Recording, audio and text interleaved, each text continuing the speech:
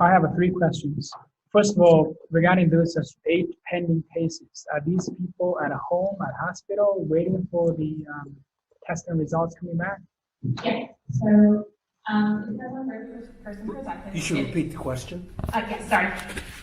So the question was, for the 8 individuals who are pending testing results, where are they at? Are they at home? Are they at a hospital?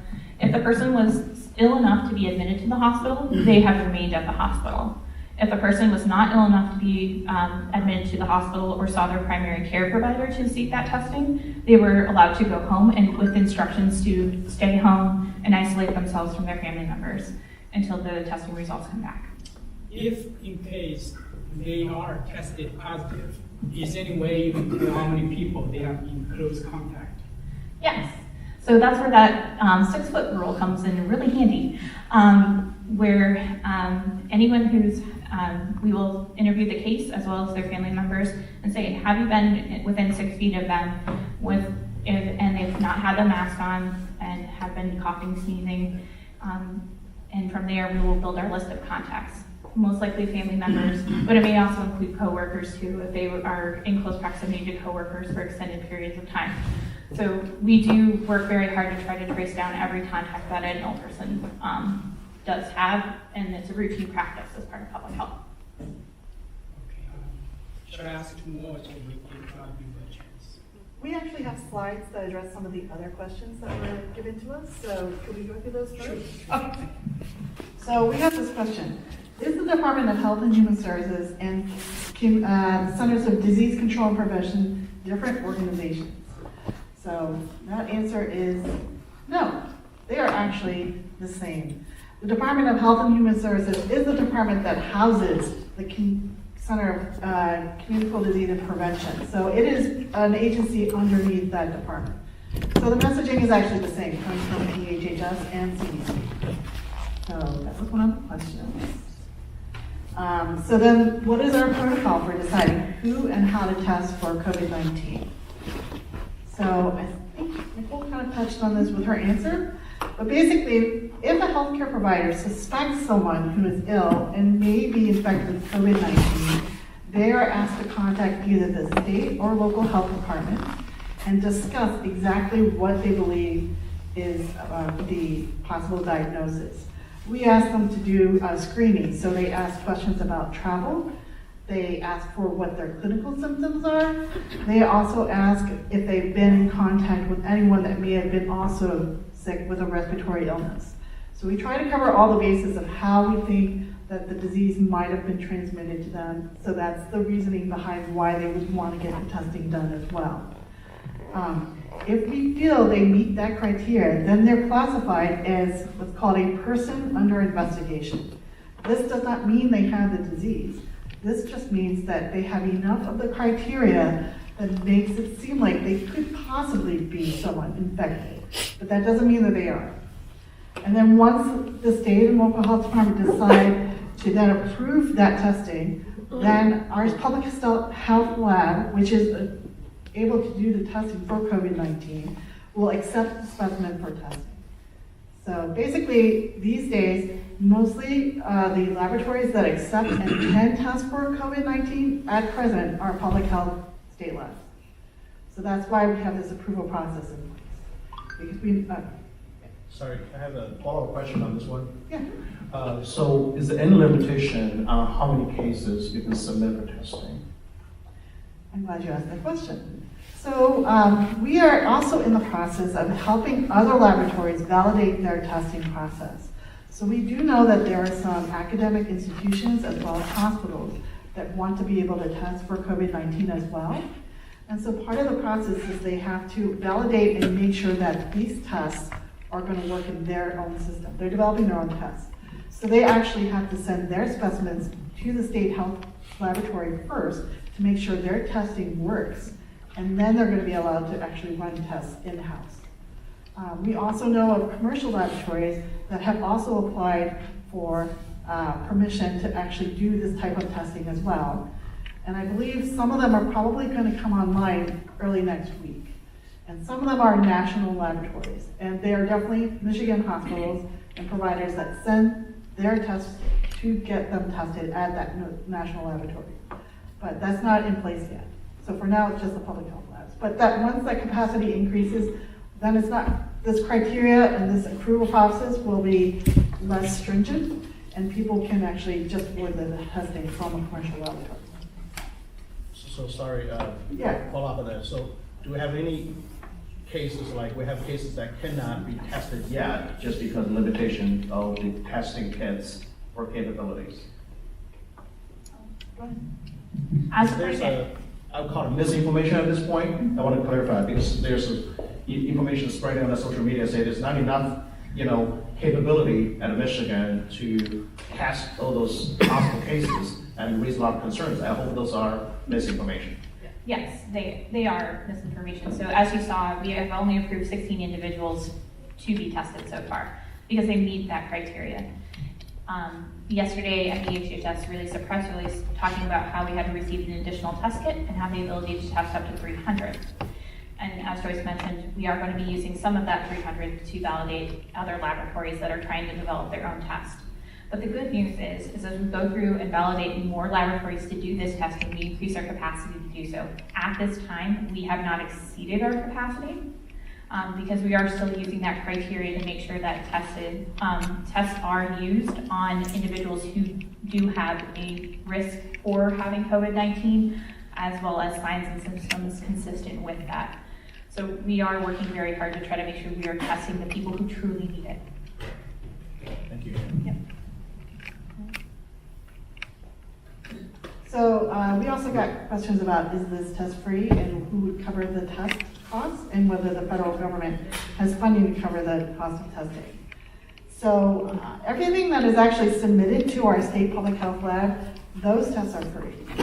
What the cost may come down to is whether or not you have, as an individual, when you make an appointment with your primary care provider or you go through an ED, you might get charged for going to get that visit to then collect that specimen that gets submitted to the public health lab. We mentioned that possibly private and commercial laboratories as well as hospital systems will also start being able to test, and those tests will probably incur some costs, and hopefully your insurance would be able to cover it. But in that case, the third point is that I think the federal government is trying to assure and make sure that there is funding to test no matter what person's insurance status is and what their capabilities are for paying. So that's the application that's being pushed through Congress right now.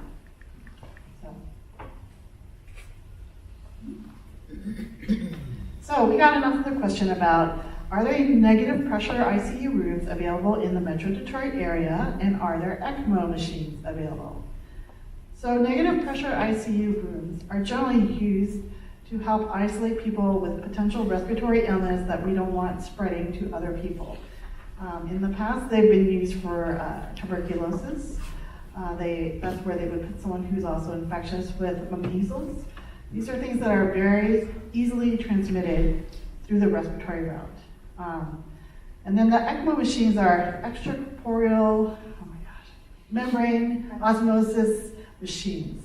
These are machines that are used to sustain people who are very ill and aren't able to circulate blood through their body by themselves. So they are hooked up to this machine to provide assistance for that function. We actually do have several large hospitals in the area that have negative pressure rooms. I honestly do not know the quantity per hospital, but they are mainly, most of the large hospitals do at least have one negative pressure room. For the ECMO machines, they are also based out of more likely the larger hospital systems and also hospitals that specialize in pediatric care. This machine was first used in the pediatric population. So that is mainly the hospitals that would have these machines available, in especially Southeast Michigan. And if they didn't have it and they required the use of this machine, they would then transport the patient from the facility that they're at to the facility where the ECMO machine is available. And that has been done in the past. So, and then do we need to prepare stockpiles of food or other household items? I don't know, has anybody been to Costco recently? So we do ask people to try to create a household plan of action. This is something we, in public health preparedness, have been touting all along. This has just become a more sharp focus now that we actually have an event where we are responding this way. So we want to make sure that you talk to people in your household, your family members and close friends, to make sure that you have ways of caring for each other in case someone is needing to home isolate or not be able to go out to get supplies and food, and to try to maybe get to know your neighbors to see if there's a way that you could help each other in times like this. And also maybe identify aid organizations in your community. So if you did have to access those supplies that are not available, that you have someplace else to turn to. And then also create your own emergency contact list. You know, we always have to have an emergency contact with someone when you go in for a medical procedure. You want to create some kind of similar list of people that you would want to contact in case you were not able to do certain things in the community. We also always encourage people to practice good health habits.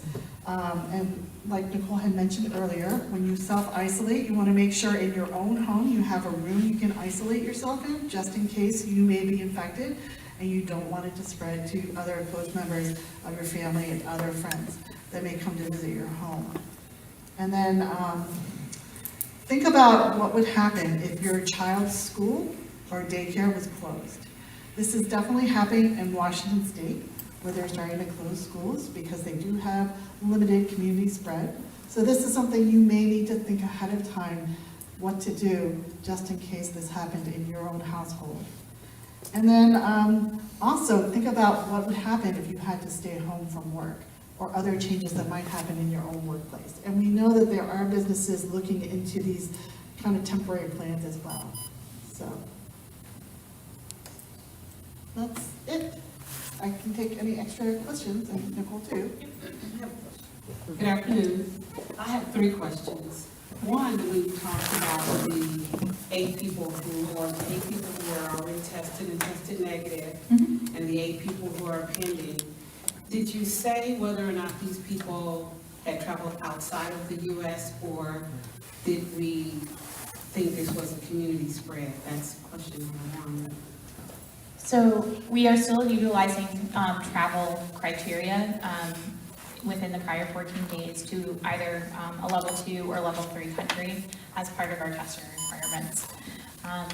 For individuals who have no travel at all, we have been asking that a respiratory panel be conducted before we approve those individuals for testing, so that we can see if they have possibly another more common respiratory cause as to why they're currently sick. But for the full 8 that are pending, I cannot speak to as to whether or not they have that travel criteria or if they have no travel. The second question, for the state emergency preparedness area, how closely are you working with local health departments to disseminate information to the populace, particularly in racial ethnic populations? So meetings like this one today are good first steps that we at DHHS have been trying to implement. As far as working with the local health departments, what we didn't mention is that we actually have weekly calls with the local health department, and there's one actually happening right now, where we speak with our local health department partners to try to address some of the questions and some of the concerns that they're having from the calls that they're receiving from the general public. They in turn also work through their emergency preparedness coordinators stationed at the local health departments to try to reach out to community partners, religious groups, things along those lines that they already have existing, to try to work with them to develop preparedness plans. So that kind of happens more at the local health department level. We provide them with information and resources that they can share with those communities. But unless requested, we don't directly do that. This meeting was created from my section, Right. Health disparity section. So I was asking particularly about the local health departments. And finally, an uncomfortable question: can we trust the CDC? Based on the president saying that it was a hoax, and thinking about information that may or may not be disseminated to the public? The CDC has been conducting calls ever since January 2020. They have been having weekly calls with the state health departments. They've been having media calls on a regular basis. So, and the CDC, most of the staff have some kind of scientific-based degree. A lot of them are MDs, many are PhDs, many of them are Masters of Public Health. So in order to do, and same with Nicole and myself, so in order to do our jobs, we base a lot of our information on what is proven, what is more based on actual studies and science. So I do think we can trust the CDC. They are the ones that are on the front lines a lot of times for many of these emerging infections, gathering information, making sure we have a full picture of what's going on before we start to disseminate that information. So I think they've been trying to be as transparent as possible during the process. And I can tell you during some of these calls, if they don't know something, they will say, I don't know, I will look into it, or I will refer to our experts. So they are very transparent when they talk to us about what is going on. So yes, I would trust the CDC. I will, just to add what Joyce said, is the CDC has also posted transcripts of every call that they've had with media partners. Those are made available, as well as audio transcripts. The frequencies of the calls have not changed since Vice President Pence was appointed to be in charge of the nation's COVID-19 response. And our CDC partners are working very, very hard to try to make sure that information is disseminated quickly, which is why a lot of things change a lot. We've probably had, this is our fourth version of the persons under investigation criteria that we've had to try to, so CDC has been trying to expand that criteria to make sure that we are capturing as accurately individuals who have exposure and risk to be tested. So they have been very quick in that response. I have a question from an online viewer. They want advice for those who are planning large-scale events, indoor and outdoor. We actually have guidance for that on the CDC website.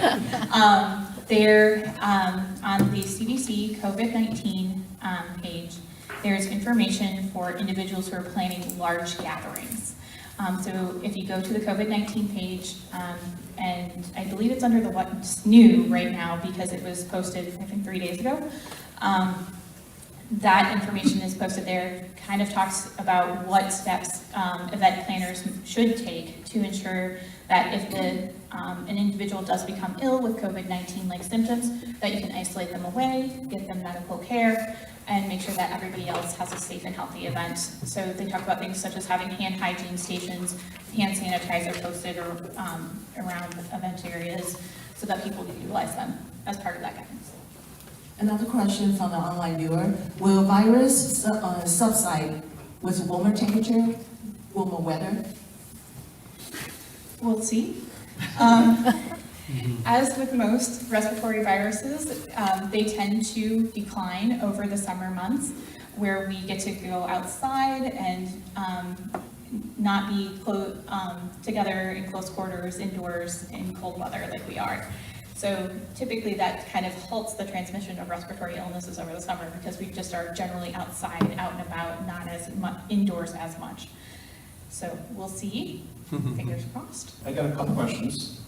One is regarding the isolation of the possible patients in our own home. And the lesson we learned from Wuhan is when the people were sent to their home, if they do have the virus, they tend to actually infect the whole household. And here in Michigan, our house is kind of connected through the central air conditioning system and heating. I didn't see, I would recommend, maybe I'm not an expert of course, but for common sense, would there be a recommendation that when those people are isolated in the household, they should shut down their air duct in a room and use space heaters instead to avoid those kind of within the family's transmission? So within the home isolation guidance that CDC has put forth, they don't recommend shutting down of air ducts or things such as that. They recommend just the isolation of the individual to their own separate room by which they can be in there, and that if family members do go into that room, that they, the person who is ill doffs a mask, as well as the family members going in there. But we also did do a study out of Seattle for monitoring of their initial active cases. And what they found is that family members actually, in close contacts of individual cases, did not get as sick as we would have thought, seeing the data coming out of China. But there was a case in New York City that had that. Correct. And I can't speak to whether or not that individual appropriately self-isolated at home, whether or not they were using appropriate PPE once they did become sick. So that I can't speak to what that individual person did, but we, CDC and study of individuals who did follow those appropriate recommendations, those individuals did not get sick. There's actually, that study is actually profiled in a morbidity and mortality weekly report article that is released this week. So that is also posted on the CDC's website as well if you'd like to look at it. Okay, thank you. My second question is regarding the quarantine of the people traveling in those countries that are high risk: China, South Korea, Japan, and Italy. I understand people from Italy and South Korea probably put in or voluntary quarantine even without symptoms, right? But I see there's no indication. I mean, from the slide I've seen, it's only when they show some symptoms they should report and do quarantines. Because I know in Novi, I had one tenant that just recently traveled back to Japan and came back last week. I don't think they were advised to actually self-quarantine for 14 days, considering the disease can transmit without any symptom. That's a concern, and my question is that should our state be more aggressive, considering especially we have a large international air hub in Detroit? So, for individuals returning from Japan, Italy, they are not made to do that public health supervised monitoring over the 14 days after they return. What we have been told by CDC is that they are giving these individuals information about the illness and to watch for signs and symptoms.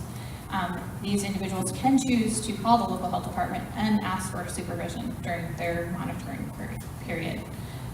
And the health departments are happy to assist them in that process. So the other thing that what we do when someone self-reports to the local health department and they agree to self-home isolate and be monitored for their symptoms. So essentially they're contacted on a daily basis to see if they have become symptomatic at all, whether or not they have a fever, and they actually give us the fever measurement, the temperature measurement, of themselves. And after the 14-day period is over, the local health department can give them a letter so that they can give to their employer to let them know that they were actually not able to work in the workplace or something like that as a result of being isolating themselves at home. So we do have that availability. It's not something we push out because normally when someone is symptomatic, that's when we're mostly seeing those cases being transmitted. We cannot say for sure that someone asymptomatic cannot spread it, but if they're that concerned as a citizen, they are encouraged to contact their health department and get additional guidance and have this additional support in case this is something they decide to do themselves. So you're saying they voluntarily they can report for monitoring? Yes. Yes, they can. But are they informed of that process upon entry of the court? Yes, based on what we've been told by the CDC quarantine station, yes. Second part of that question regarding the asymptomatic spread. As of right now, CDC still is standing by that droplet spread is the primary process by which an individual will transmit to other persons. And this is primarily when they are symptomatic, coughing, sneezing, have a fever, when they will transmit to others. As of right now, that's what we know in terms of how this is spread. We do not feel that this is being spread asymptomatically. And you still do all the health practices, you know, you can still clean all your surfaces frequently, you can still do hand hygiene on a regular basis, you know, just after you use, before you eat, after you use the bathroom, all these types of practices. These are practices you should incorporate in your daily life, and they will definitely help cut down the chance of transmission of any kind of respiratory virus, not just COVID-19. Yeah, I just want to share the concern from the community Yeah. that we feel like CDC and the health department not aggressive enough to attack this, because this disease is not something we have seen before like SARS. It's asymptomatic transmission and incubation. Especially we heard that in California, right, the cases that people have No apparent transmission path at all. That really concerned us as a public, that we just hope that even CDC may not give recommendations. We hope that the state can be more aggressive in that regard. So we depend on what's called local epidemiology. So we base it on what disease we are seeing and experiencing in the state itself. So the disease of most concern at present in Michigan is actually influenza. We are seeing a high activity of influenza in general in the state, including Southeast Michigan. So we do encourage people to do a lot of these practices that would prevent COVID spread, just because influenza is also in the community. I have several questions. I will start with the easiest one. Is your presentation available online? It's to be posted, correct? Yes. Okay. On the ACA website or? yeah, Okay, thank you. We have done, yeah. Okay, you mentioned that you have been doing preparedness training ever since H1N1, for example. How do we get more information about the process from the CDC website? So there are CDC templates available on the website that they have, and a lot of the states and local health departments have been using that as kind of the backbone of their plans. And then the specifics are when you have a local health department, if they have business partners or they have school partners, you know, they've already tried to talk through some of these situations with them. So each local health department has their own specific plan based on their own locality. So you would probably be best to contact your local health department and see if that's something that you can have access to, or have them come present to you and give you more information specific to your own, you know, your own jurisdiction. Okay, thank you. And have you ever thought about the worst nightmare scenario? I mean, based on the information I've heard right now, actually, I concern more about the preparedness, to be honest with you. We've seen bad examples from New York, from Seattle. People come in to the nursing home, fire stations, half of them have to stay at home now because they just go there without any proper protection of themselves, firefighters. New York, this lawyer from Manhattan, he infected his family members. He asked a favor from his neighbor to pick him up to go to the hospital. Now his neighbor got infected, and 3 of his kids. I guess I have no answer. I don't expect the answer from you right now, but just I want to voice the concern from my communities. And the other thing is, going back to the CDC guideline, I understand all the doctors here practice medical here in the United States have to go under CDC guidelines. But in China, they have accumulated 80,000 battle experience. They're on the front line right now. And then they have published the updated version number 7 now, how to treat patients from mild symptoms to the severe symptoms. To my surprise, there's not even an English version of that. So my coalitions, my Chinese Americans, coalitions to fight COVID-19, we have organized our members ourselves to translate the national guideline, how to treat those COVID-19 patients. I would be more than happy to share with you, with the CDC, with the state. Okay, I understand all the doctors I've been asking for my primary physician, he said, yeah, but we have to practice on the CDC guideline. I said, fine. For example, if you play the games, basketball games, 80,000 times, I'm telling you, I don't care about your experience. I mean, 80,000 games already. I have to listen to my coach, my guideline. It just doesn't make any sense to me. So I hope CDC local medical professional can at least use that as a reference. And again, going back to this preparedness thing. Ever since we had this big blackout, when I was at Ford Motor Company, 2005, 2006, we are having fire drill, blackout drill every year. So I cannot imagine for a crisis like this, we don't have elective drill at a statewide to practice. What about if we have 50 people or 500 people get infected? How many ambulances? How many ICUs? How many medical professionals? We have to be grouped together in short time. You have to think about it. I totally get it. You have to watch the scenario go day by day. But look at France. French president just announced, okay, this disease is unstoppable. Look at Italy, it's out of control. So China is different. China has different political system. I understand that, but I guess as a state, Michigan is immune from all these positive cases at this moment. But we have to think about the worst nightmare scenario. Just to add to that, I know I mentioned that there are regional healthcare coalitions within the state. We have 8 across the state. If you are interested in participating in those regional healthcare coalitions, because you do have valid concerns and are working very hard to try to get more information out there, I would encourage you to also reach out to the regional healthcare coalitions to participate in the planning activities. Here's one more barrier. I would say more than half of my Chinese American communities, they don't speak English, or they barely speak English. Or even the people like me that are educated in the US, I know basic about medical terminologies. When I walk into the hospital, I'm not comfortable asking about specific ICU, negative pressure. I don't understand. I got my master's degree here. I know probably even below 101, medical 101 knowledge. So imagine a Chinese citizen, American citizen here, he barely speaks English. He has no idea which hotline to call. He would just probably drive himself up to the ER room.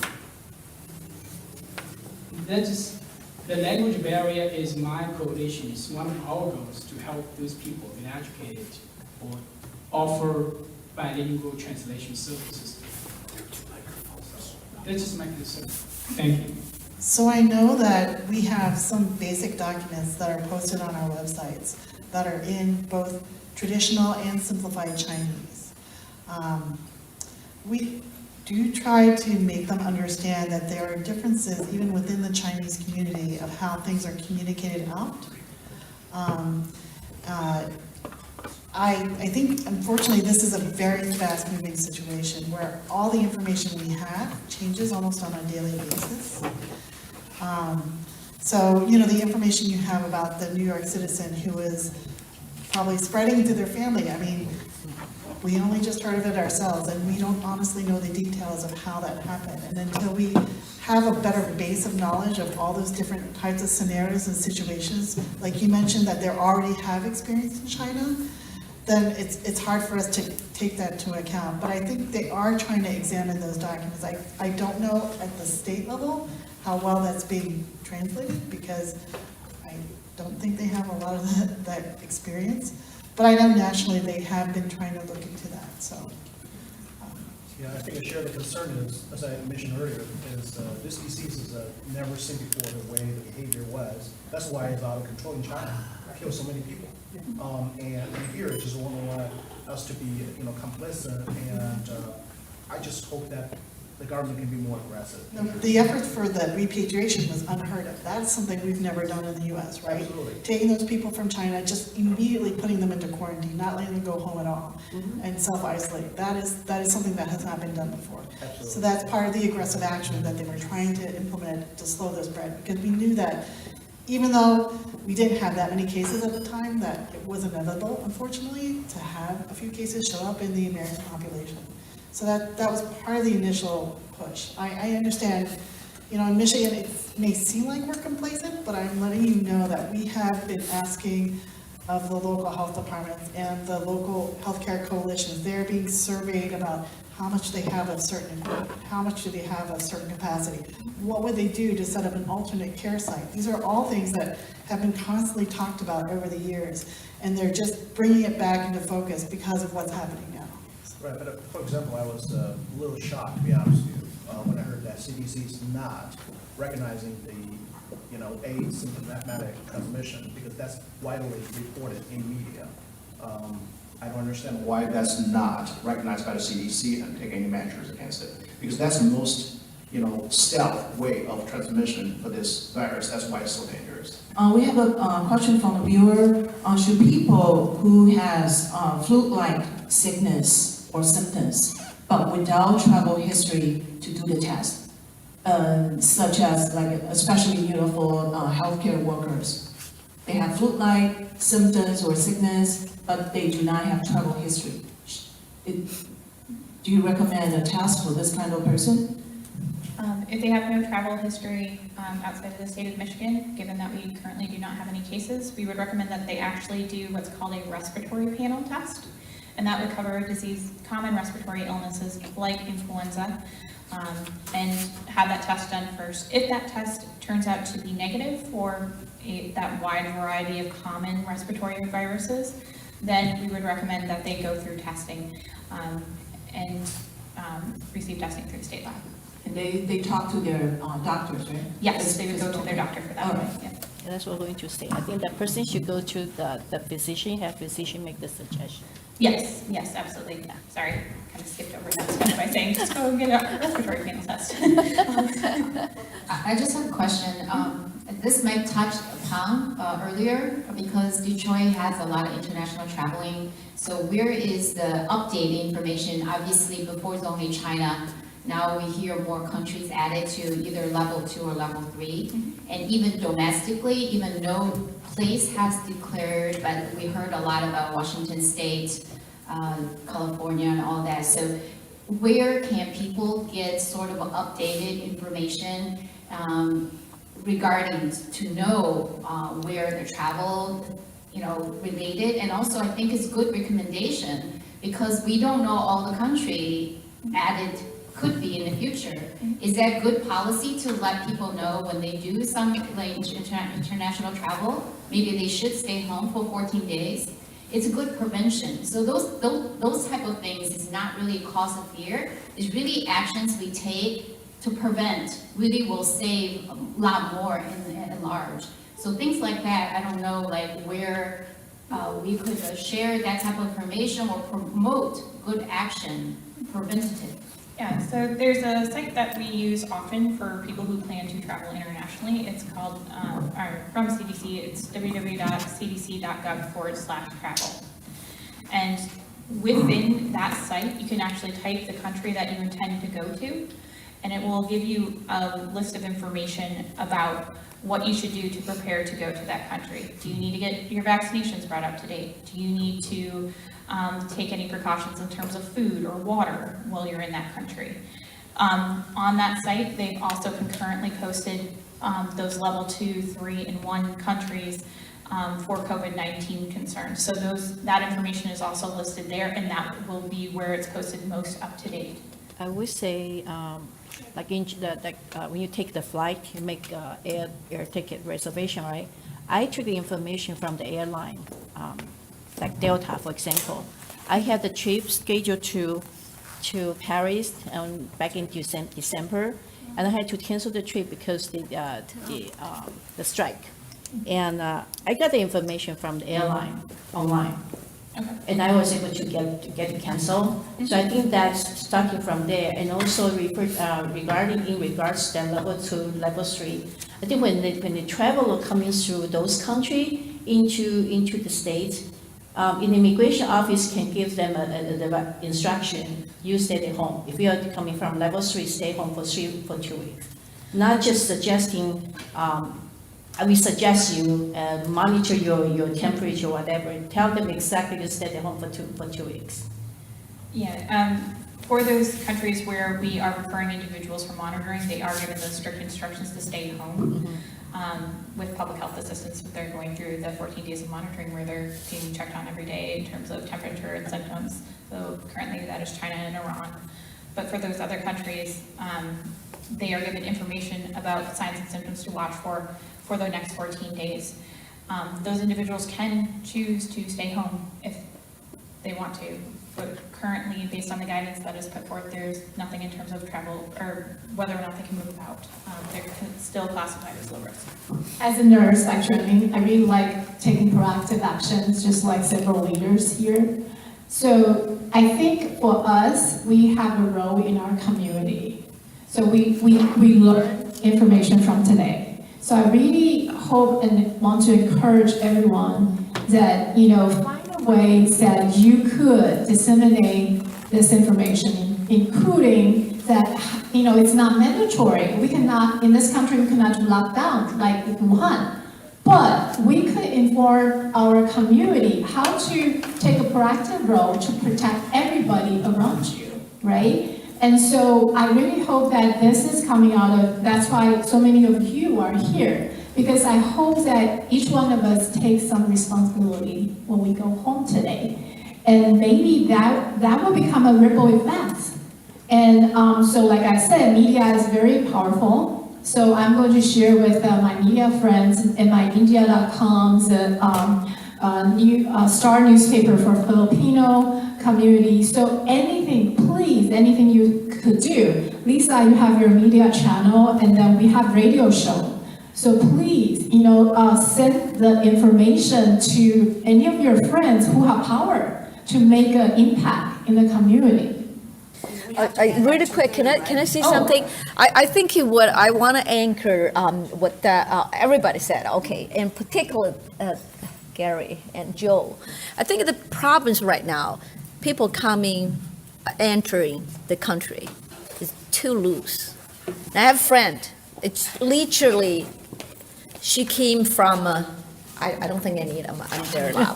And she's came from China to Germany and traveling. And she said she entering this country in Detroit. Nobody asked any questions. So that's the problem. How are we gonna, When was her is date there any? travel? That was a few days ago. Okay. Even now, you say still probably. I mean, when did he go to those countries, like No, China? Recently? I think think it depends on the time. 1 week ago. So, it depends on when she was in China proper. If it right now She didn't come directly from a different country. Right, But- right. Quick question, I want to make sure we get that straight. So China, right, specific days, do we have a system in place at all? It's for our viewer. Yep. Do we have a system in place, like for everyone that's coming in from China, whatever your origin is, right? They're already red flagged before they walk in. There's a computer system or just a system specifically for that, because Not necessarily not China, necessarily, Korea, but anyway, Japan right. now. So do they flag these folks that are coming in? Maybe they didn't come from That's- Italy, but they were from Italy. They went and maybe went to Guam somewhere and then flew here. Is there a system to check? That's through the passport system, right, when they enter? Are the agents like informed, wait a second, there might be a potential connection that you were in these places? They're in level 1, level 2. Do they have that in, that's why I'm concerned. Do they have that in place right now? Yes. Okay. So that's how we've been identifying individuals for that 14 days of public health monitoring travel. And regarding the scenario where the individual was in China, went to other countries, and then came back, those are called broken chains of broken travel by our quarantine station folks. So what they do when they come through customs, if they have China travel history, they will check to see if they had that travel within the past 14 days. So if the travel to China was greater than 14 days ago, that individual will not be referred to the local health department for monitoring because it's been greater than 14 days since they were in China. So they wouldn't have that referral to the local health department for monitoring because they exceeded their 14 days. Does that make sense? Yeah, I know I have a friend, I just picked up a friend from airport. She came back from Taiwan. I think she came in through San Francisco airport. Immigration officer just asked him, have you been to China, Japan? She said, yes. The immigration officer, the eyes are wide open. When did you go? And she said, well, in December, and then she said, you're fine, let it. It was legal. Oh. So it depends on what. They look at passport, this check. Sounds there's a system. Yeah, yes. So our quarantine station staff have implemented that, and actually quite a few of the individuals who got referred to initially were individuals who had been in China months ago. When our local health departments reached out and contacted those individuals, they're like, oh, well, I was in China back in December, but I just came back from South America last week. So, and that's when the date of referral was the week prior. So we initially, we've kind of refined our process to be more strict about was that travel from China within the last 14 days, and those individuals are being referred to the local health departments for follow-up. Right, and it came in on January 29th and through Detroit. So I was asked, where else you went? I said Japan for a day. Okay. Yep. And you don't feel like countries like the other ones that are being banned, not like South Korea and Italy, are they gonna also implement these travel, very soon? If you're saying Italy, Japan, right? You're saying Yes, Japan, Korea. And South Korea, Korea. but South Italy's Korea, having issues, right? Correct me if I'm wrong, let's just You're be not transparent. wrong. Okay, so, As far as we know, sorry to interrupt you, or know right now. Nothing yet. France and the UK got hundreds Yeah. of new confirmed cases daily now. UK? Yes. Wow. So what I'm Europe. saying is that It's global. at this point, I mean, for the United States, the best thing to do is build a wall. Make sure you. That's Like not what what? we're here. It's really just prevent those come in. That's really we have concern about. Do the lockout. I think isolation is really the key. I think It's some of the really- nightmare reaction, or maybe is down the road, if the next week or so, if it just explodes here, I mean, you just can't put everybody in. It's scary, that's all. Yeah, and so that's why we kind of touch on those good personal health prevention measures. Make sure that you yourself are washing your hands frequently, have a plan in place so that if your school, work, general life activities are disrupted, you can make sure that you yourself are safe and prevent others from becoming ill if you do become sick. So we realize that this likely will have further spread. We're not saying that's not a possibility, but we want to make sure that individuals are able to be prepared for this in the event that, it does become more widespread across the country as well as within the state, that, you have those good personal health tools in place to try to prevent yourself from getting sick. Okay, just a few days ago, I got a call from my son when he was at work, and he told me that, Mom, I'm going to Boston this weekend. I'm going to fly to Boston to pick up a car that he bought. And then, of course, he got yelled at. What I'm trying to say is that the level of alert and awareness are very different.